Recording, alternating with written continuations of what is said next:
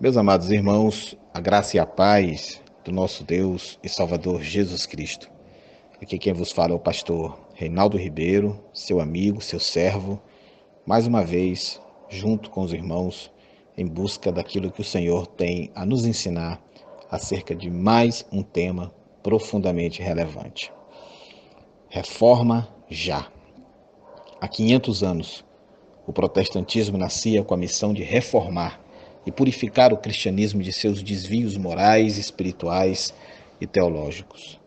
Muitos pregadores afirmam que a igreja atual está mais corrupta que a medieval e, portanto, precisamos de uma nova reforma. Em que áreas a igreja de hoje precisa ser reformada? Quais são os maiores desvios do cristianismo de hoje? Qual o preço que os reformadores de agora teriam que pagar por esta purificação? Vejo os irmãos que é um tema muito profundo. Mas antes de entrar no tema, uma consideração. Cada vez mais, irmãos, cresce o número de crentes sem igreja. São simpatizantes de Jesus, mas não suportam a ideia de participar de uma igreja. Não suportam nem chamar de igreja o local que é separado para o culto. Não aceitam o ministério pastoral, negam a autoridade eclesiástica, etc. Como eu tenho muitos amigos desigrejados e eu conheço seus argumentos, até mesmo me identifico com alguns deles. Todos eles perceberam, em algum momento das suas vidas, a singularidade da mensagem de Jesus, ou lendo a Bíblia, ou através de uma experiência marcante lá no passado. Todos são unânimes em declarar que Jesus é o único caminho e que a sua proposta de vida é incomparável com qualquer outra proposta de outras religiões. Mas também todos sentem uma tremenda dificuldade de se envolver numa igreja local. Uns porque vivenciaram algumas experiências terríveis, foram julgados ou foram discriminados por alguns religiosos, outros porque se indignaram ao extremo ao verem tantos líderes, principalmente na TV, com esse discurso de prosperidade, com uma santidade que não passa de puro marketing para enganar o povo. E ainda tem alguns que simplesmente não têm, ou afirmam não ter, necessidade de estar numa igreja toda semana. Afirmam que isso é apenas uma rotina religiosa, que não faz nenhuma diferença, e alegam que conseguem se recarregar espiritualmente sozinhos em casa lendo a Bíblia. Eu entendo os desigrejados, irmãos, até porque todos esses sentimentos, num momento ou outro, eles rondaram também a minha alma. Eu até já cheguei a pensar seriamente em deixar de ir na igreja por esses motivos e por outros até mais graves.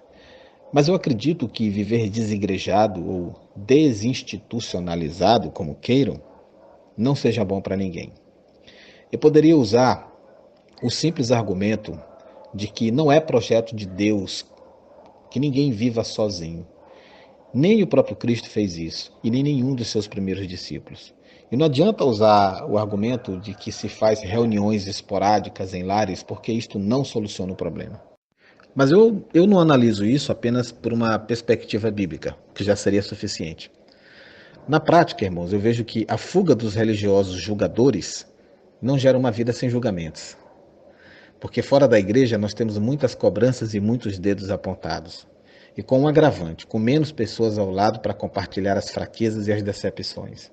Sem contar com a nossa consciência que ela é a acusadora principal por nós não cumprirmos aquilo que é correto. E nós caímos também no terrível erro de generalizar todos os líderes religiosos como oportunistas, como falsos, esquecendo que o pastor que é correto, e existem muitos que vivem a proposta do evangelho, eles não ficam fazendo marketing pessoal, eles não estão na TV enganando multidões. Estes pastores aprenderam direto com Jesus que quando se faz uma coisa boa, isto é feito em secreto. Esse tipo de líder, seguidor de Jesus, irmãos, está em toda parte, menos na mídia. Por isso, você só o encontra se você for passar um tempo lá do seu lado, nas igrejas onde eles estão servindo. Os desigrejados acabam cometendo o erro que sempre condenam nos outros, o de julgar e colocar injustamente todos no mesmo saco. E pior, vivem com essa culpa caminhando sozinhos. E aos que, além disso tudo, vivem bem sem a rotina de participar toda semana de uma igreja local, esses acabam sendo enganados por eles mesmos. porque não percebem que não conseguem ter sozinhos a disciplina de procurar o Jesus que eles tanto afirmam admirar, e acabam se afastando lentamente, paulatinamente, de uma comunhão saudável e proveitosa com Deus. Dentro de pouco estão no mundo. Amam a proposta de Cristo, mas não suportam o seu corpo. Enxergam a incapacidade da igreja em ser boa, mas não enxergam a sua própria incapacidade de fazer o bem. Condenam a igreja por uma parte que é intolerante, mas não se condenam por não perceberem a intolerância dos seus próprios corações. Viver em comunidade, irmãos, não é uma proposta apenas para nos sentirmos melhor, mas para enxergarmos no outro que nós não somos quem nós gostaríamos de ser. E nessa experiência semanal de frustração, digamos assim, o Espírito de Cristo nos transforma em pessoas melhores, mais parecidas com Ele. Assim, nesse preâmbulo, eu quero dizer que eu até entendo os motivos dos desigrejados, mas eu não acredito que essa seja a melhor opção. Prefiro seguir 2 Timóteo 4, de 1 a 5, que diz: Conjure-te perante Deus e Cristo Jesus, que há de julgar vivos e mortos pela sua manifestação e pelo seu reino. Prega a palavra, insta, ou seja, insiste, quer seja oportuno, quer não, corrige, repreende, exorta com toda longanimidade e doutrina. Porque haverá tempo em que não suportarão essa doutrina. Pelo contrário, cercar-se-ão de mestres, segundo as suas próprias cobiças, como que sentindo coceira nos ouvidos, e se recusarão a dar ouvidos à verdade, entregando-se às fábulas. Tu, porém, sê sóbrio em todas as coisas, suporta as aflições, faz o trabalho de um evangelista, cumpre cabalmente o teu ministério. Pois é, irmãos, é desse modo, lutando por dentro e não por fora. Eu prefiro a reforma da igreja. Lutar pelo barco e não pular do barco. Nós devemos reconhecer, irmãos, e aqui eu quero fazer uma alusão, foi falado muito hoje no grupo sobre a reforma no seu processo histórico, lá no século XVI. Nós temos que reconhecer este movimento chamado Reforma Protestante como um movimento operado por homens falíveis, só que poderosamente utilizados pelo Espírito Santo de Deus para resgatar suas verdades e preservar a sua igreja. É claro que esse movimento não foi mais importante do que o movimento apostólico lá no primeiro século, mas ele foi preponderante, ele foi crucial para a retomada do caminhar da igreja, coisa esta que havia sido completamente esquecida e perdida devido à real e verdadeira institucionalização da igreja, que foi o que se deu com o romanismo. Nós não devemos endeusar os reformadores e nem a reforma, mas nós não podemos deixá-la esquecida e nem deixar de proclamar a sua mensagem, porque é uma mensagem que reflete o ensinamento da palavra de Deus para os dias de hoje. A natureza humana, irmãos, continua a mesma, submersa no pecado. Os problemas, as situações tendem a repetir-se no seio da igreja. O Deus da reforma, ele fala ao mundo hoje ainda, com a mesma mensagem eterna. E nós devemos, em oração e temor, ter a coragem de proclamar essa reforma à nossa igreja, porque o seu estado atual é tão precário quanto foi no século XVI. E quais são os itens da reforma necessária para os dias de hoje? Quero aqui, muito humildemente, propor em que aspecto, penso eu, a igreja precisa urgentemente ser reformada. A igreja tem que rejeitar definitivamente a teologia da prosperidade, porque ela tem, antes de tudo, contribuído para uma falsa compreensão do evangelho, o evangelho da autonegação em Cristo Jesus.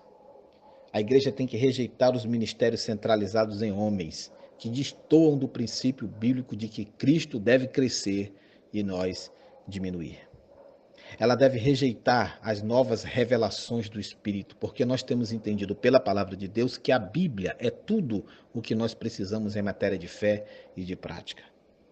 A igreja tem que rejeitar os cultos show, como se nós devêssemos cultuar com o fim de agradar e entreter pecadores, com danças, com espetáculos dentro da igreja, uma autêntica profanação.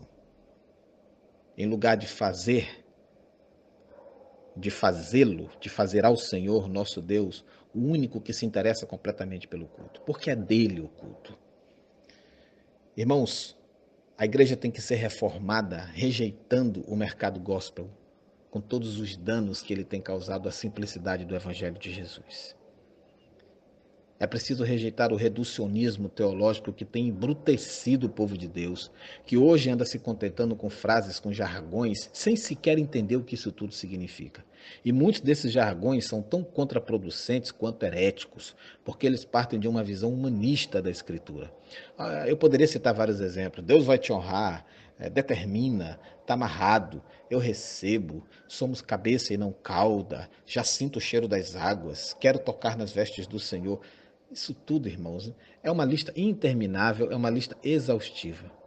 Precisamos de uma reforma para estabelecer um fim a esses mantras evangélicos. É preciso uma reforma que nos leve a rejeitar toda e qualquer doutrina de homens, que não tem base na Escritura apenas. E precisamos conclamar o povo de Deus, meus irmãos, a voltar para a palavra, não confiando cegamente em alguns pastores, porque a palavra de Deus diz: seja verdadeiro Deus e mentiroso todo homem.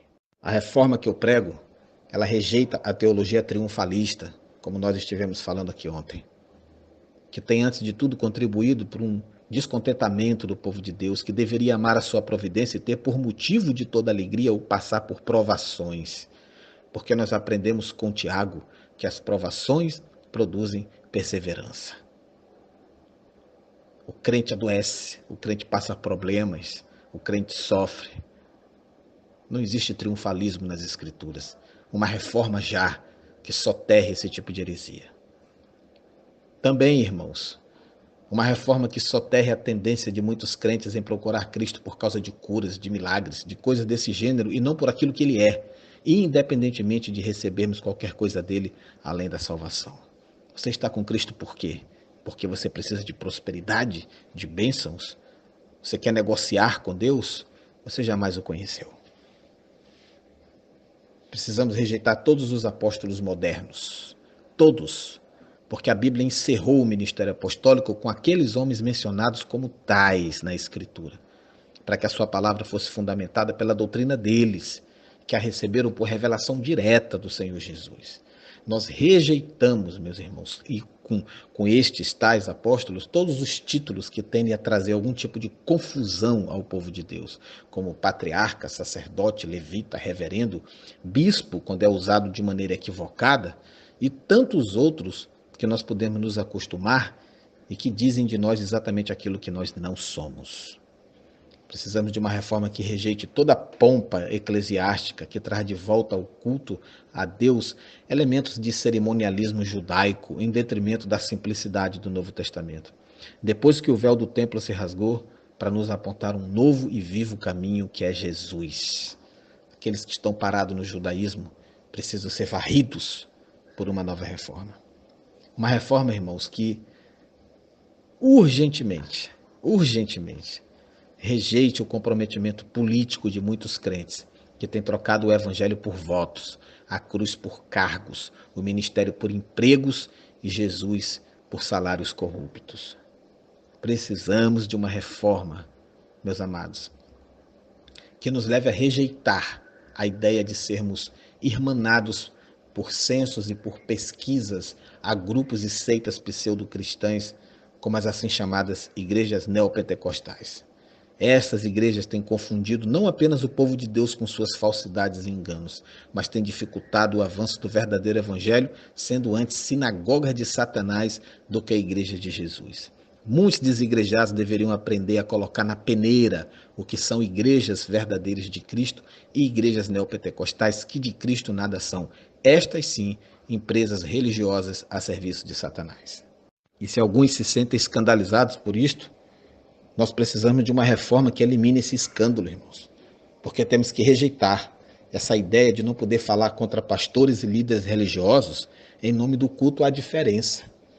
Jesus e os apóstolos, de verdade, se deixaram questionar, porque eles não tinham medo da verdade. Paulo disse que se ele mesmo pregasse outro evangelho, que ele fosse anátema. João afirmou que nós deveríamos provar os espíritos para saber se eles realmente procedem de Deus. Pedro informou que homens são ávidos por deturpar as escrituras e que nós deveríamos ter cuidado e que é preciso fazê-los calar. Tiago e Judas nos alertaram contra homens que se introduzem como ovelhas, mas que na verdade são lobos. Finalmente, Jesus mesmo disse: acautelai-vos dos falsos profetas. Nós precisamos de uma reforma que nos leve a ter um resgate da pregação simples das Escrituras, onde Cristo é o centro de todas as coisas, irmãos, e não o homem com as suas demandas. Uma reforma que nos leve a lutar pelo resgate da doutrina, pela justificação pela fé somente. O resgate do papel profético da igreja com base na palavra de Cristo e não nos devaneios de homens que apenas gritam palavras de ordem e têm uma legião de seguidores cegos nessas suas guerrilhas forjadas e nas suas encenações patéticas.